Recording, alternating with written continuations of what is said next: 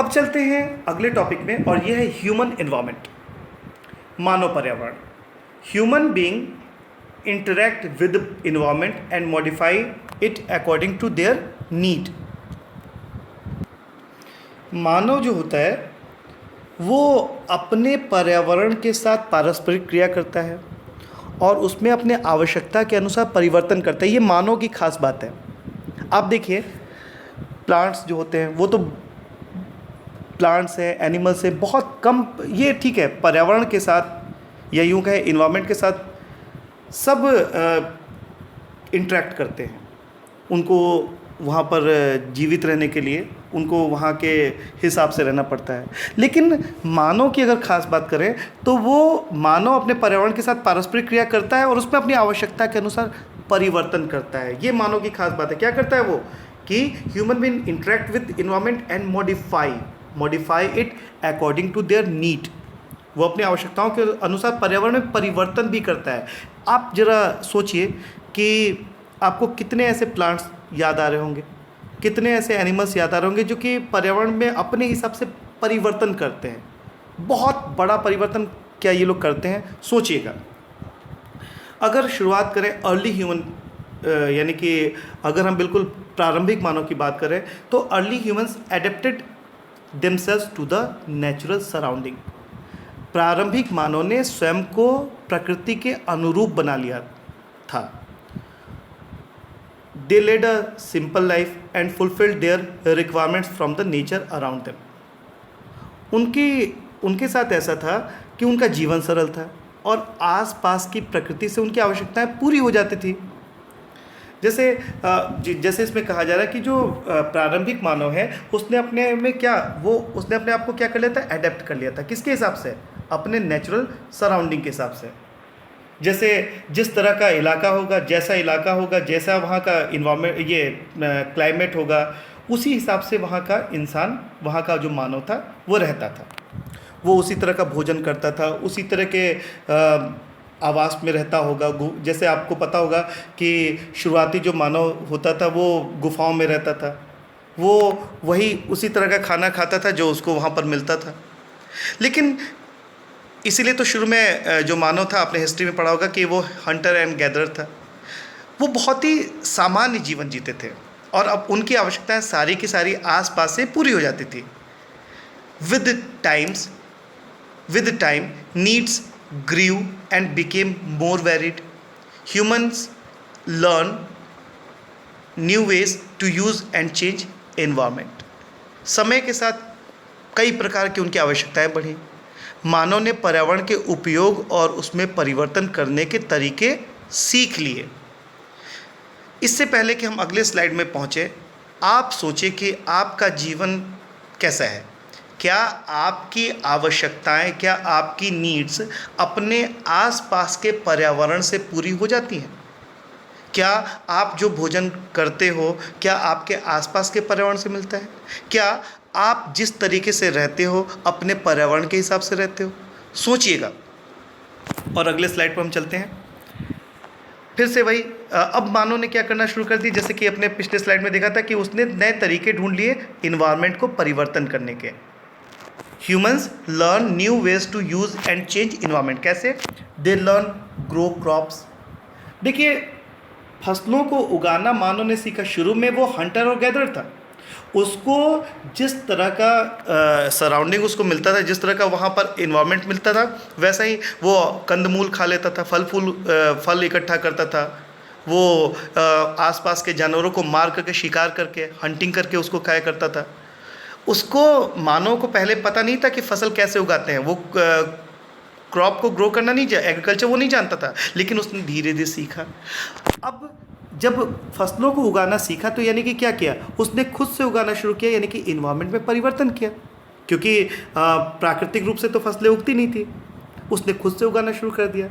फिर उसके बाद उसने जानवरों को पालतू बनाना शुरू कर दिया, domesticate animals and led a settled life. और इसके साथ अब जो मानव था वो एक स्थान पर स्थायी जीवन जीने लगा। जो पहले नोमैडिक था, एक जगह से दूसरी जगह उसको भटकना पड़ता था।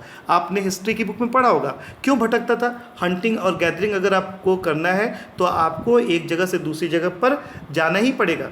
लेकिन अगर आपने, जैसा यहाँ पर आप देख रहे हो कि उसने क्या उगाना शुरू कर दिया, फसल उगाना शुरू कर दिया, उसने जानवरों को पालना शुरू कर दिया।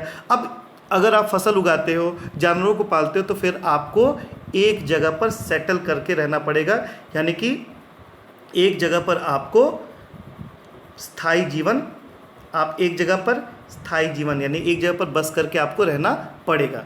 इसके बाद मानव ने एक और आविष्कार किया। क्या?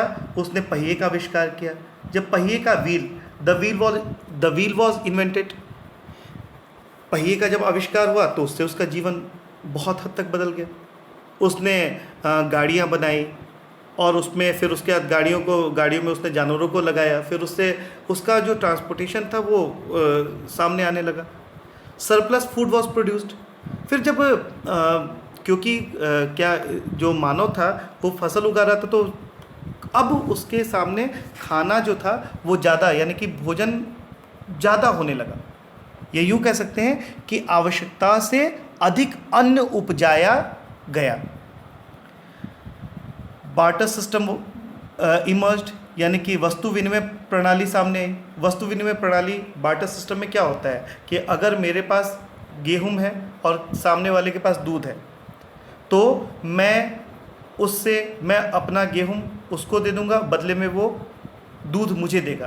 तो यहाँ पर आप देख सकते हैं क्या हुआ, ये बार्टर सिस्टम, वस्तु विनिमय। आज हम क्या करते हैं, आज हम मनी का यूज़ करते हैं। शुरू में बार्टर सिस्टम था। अगर किसी के पास अगर मेरे पास वो सामान है जो सामने वाले के पास नहीं है, लेकिन सामने वाले को वो चीज़ चाहिए जो कि मेरे पास है, तो हम दोनों अपने सामान का अदला बदली करेंगे। ये शुरू में होता था। आज क्या है, आज तो खैर हम मनी देते हैं और उससे उस चीज़ को खरीदते हैं, बेचते हैं। इसके बाद ट्रेड, जब बार्टर सिस्टम आया फिर trade started and commerce developed. जब व्यापार आरंभ हुआ, फिर वाणिज्य का विकास हुआ। इसके बाद इंडस्ट्रियल रिवोल्यूशन सामने आया। 18वीं सेंचुरी में इंडस्ट्रियल औद्योगिक क्रांति आई। औद्योगिक क्रांति, आप इसके बारे में पढ़िए, पता कीजिए। हिस्ट्री में तो खैर आप पढ़ेंगे ही कि जब 18वीं सेंचुरी में इंडस्ट्रियल रेवोल्यूशन यानी कि औद्योगिक क्रांति हुई थी, बड़े पैमाने पे उद्योगों का विकास हुआ। और जब बड़े पैमाने पर उद्योगों का विकास हुआ, मशीनों से सामान बनने लगे, मैन्युफैक्चरिंग बढ़ गया। और जब ये उत्पादन वस्तुओं का ज़्यादा बढ़ गया तो फिर industrial revolution enabled large scale production. Transportation became faster. फिर धीरे धीरे आप देखेंगे कि ट्रांसपोर्टेशन यानी कि परिवहन तेज होता गया। आप शुरू में देखते होंगे कि कैसे मानव जो था वो एक जगह से दूसरी जगह जाने के लिए पहले हो सकता है कि बैलगाड़ियों का इस्तेमाल करता होगा। फिर धीरे धीरे आविष्कार होते गए और आज आप देखिए बुलेट ट्रेन, हवाई जहाज़, तो ट्रांसपोर्टेशन और तेज हुआ। Information revolution made communication easier and speedy across the world. सूचना क्रांति सामने आई। सूचना क्रांति से पूरे विश्व में संचार, कम्युनिकेशन सहज और द्रुत हो गया। आज हमारी सूचनाएं, पहले के ज़माने में अगर आप याद कीजिए, कबूतरों से सूचनाओं का आदान प्रदान होता था, या कोई जो दूत होता था वो एक जानकारी को दूसरी जगह तक पहुंचाता था, बहुत टाइम लगता था। और आज देखिए फिर उसके बाद टेलीग्राम आया, लेटर आया, टेलीग्राम आया, और आज आप इंटरनेट के माध्यम से आप देखिए ईमेल करते हैं। तो कितना कुछ परिवर्तन हुआ है। सूचना क्रांति, आज सूचनाओं की क्रांति, आज पूरे विश्व एक दूसरे से जुड़ गया। आज यहाँ की सूचना वहाँ की सूचना यहाँ बहुत ही ईजीली और बहुत ही तेज गति से पूरे विश्व में फैलती है। आज दुनिया में कहाँ पर क्या हो रहा है आप उसको लाइव देखते हैं। आप इसके बारे में सिविक्स में पढ़ेंगे भी। तो इस तरीके से जान सकते हैं हम कि दुनिया में मानव ने बहुत बदलाव लाई है। यूँ कह सकते हैं कि मानव ने पर्यावरण को अपने हिसाब से परिवर्तित भी किया है, मॉडिफाई किया है। A perfect balance is necessary between the natural and human environment. लेकिन एक बैलेंस होना चाहिए। एक बैलेंस किसके बीच में होना चाहिए? प्राकृतिक और मानव पर्यावरण के बीच में। अगर मानव पर्यावरण का जितना अधिक विकास हो, कहीं ऐसा ना हो कि प्राकृतिक पर्यावरण को उतना ही ज़्यादा नुकसान हो। हम देख भी सकते हैं आज, अगर हम देखें, आज कई जगहों की समस्याएं, जैसे प्रदूषण की बात अगर हम करें, आज हमने प्राकृतिक पर्यावरण को इतना नुकसान पहुंचा है। क्यों? आज हमने ह्यूमन एनवायरनमेंट में ही तो बसें होती हैं, इंडस्ट्रीज, सारी की सारी चीज़ें मानव पर्यावरण में ही होती हैं।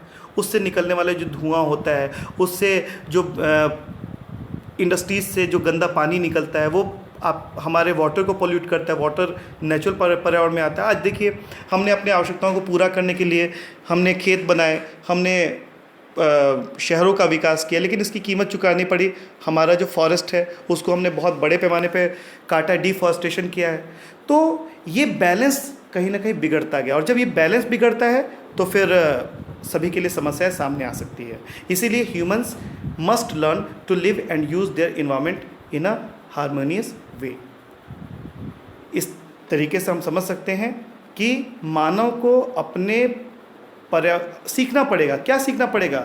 अपने पर्यावरण को सद्भाव के साथ, उसके साथ इंटरेक्ट करने की विधि। तो आज का लेसन यहीं समाप्त होता है। Thank you very much.